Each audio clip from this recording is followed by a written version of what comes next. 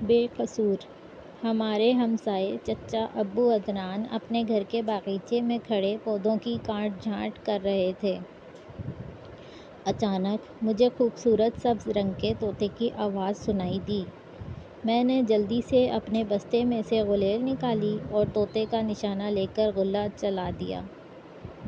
طوطا اڑ گیا۔ وہ چچا عدنان کے باغیچے کی دیوار پر جا بیٹھا۔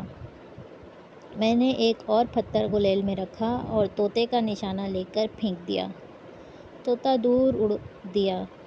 اسی وقت میں نے چچا عدنان کی چیخ سنی۔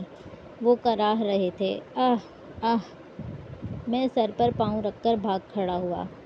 جب میں گھر پہنچا تو جلدی سے اپنے کمرے میں گھس گیا اور دروازہ بند کر لیا۔ یقیناً پتھر چچا ابو عدنان کو جا لگا ہے اور یقیناً انہوں نے مجھے دیکھ بھی لیا ہوگا۔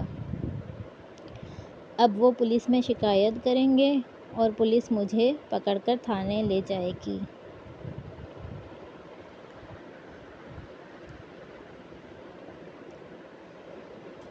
میرے گھر والے اس واقعے سے بے خبر تھے۔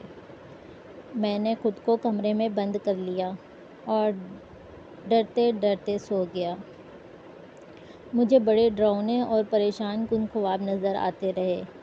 میں نے خواب میں دیکھا کہ پولیس ہمارے گھر آ گئی ہے اور اس نے مجھے گرفتار کر لیا ہے۔ میں سہم کر نیند سے بیدار ہو گیا۔ اگلی صبح میں اسکول گیا تو گزشتہ دن کے واقعے کی وجہ سے خوفزدہ تھا۔ میں نے اپنے دوست ہادی کو تمام قصہ کہہ سنایا۔ اس نے مجھے مشورہ دیا کہ میں تمام بات اپنے ماسٹر صاحب کو بتا دوں۔ جب میں نے سارا واقعہ ماسٹر صاحب کو بتایا تو وہ میری طرف دیکھ کر مسکرائے اور بولے، فکر نہ کرو بیٹے، میں انشاءاللہ تمہارا مسئلہ حل کر دوں گا۔ چھٹی کے بعد ماسٹر صاحب مجھے ساتھ لے کر چچا ابو عدنان کے گھر گئے۔ میں بڑا ڈر رہا تھا۔ ان کے گھر پہنچ کر ماسٹر صاحب نے دروازے پر دستک دی۔ چچا ابو عدنان باہر آئے۔ وہ زخمی نہیں تھے۔ انہوں نے مسکراتے ہوئے کہا، تشریف لائیے، خوش آمدید۔ میرے ساتھ جو کچھ پیش آیا تھا ماسٹر صاحب نے تفصیل سے بیان کیا۔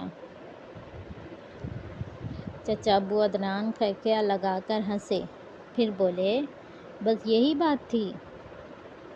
تمہارے خیال میں پتھر میرے سر میں لگا تھا؟ میں نے جلدی سے کہا، میں نے تو آپ کی چیخ سنی تھی۔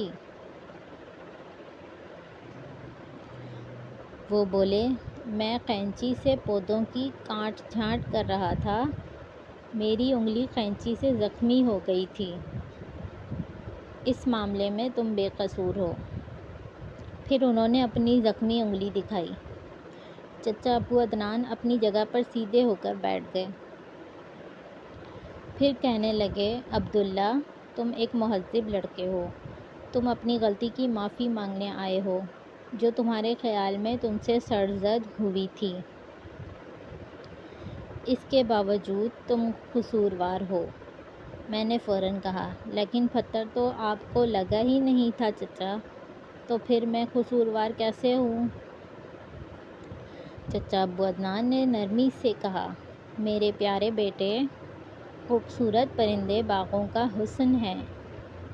وہ اپنی سریلی آوازوں سے ہمارے کانوں میں رس گھولتے ہیں اور اپنے دلکش رنگوں سے ہمارے مزاج کو خوشگوار کر دیتے ہیں۔ تم اپنی غلیل سے انہیں کیوں مارنا چاہتے ہو؟ پھر ماسٹر صاحب نے کہا، عباد، ذرا تصور تو کرو کہ اگر تمہاری غلیل کا پتھر ابو عدنان یا کسی اور کو جا لگتا تو کتنا نقصان ہو سکتا تھا۔ میں خاموش ہو گیا اور اپنی غلطی تسلیم کر لی تھی۔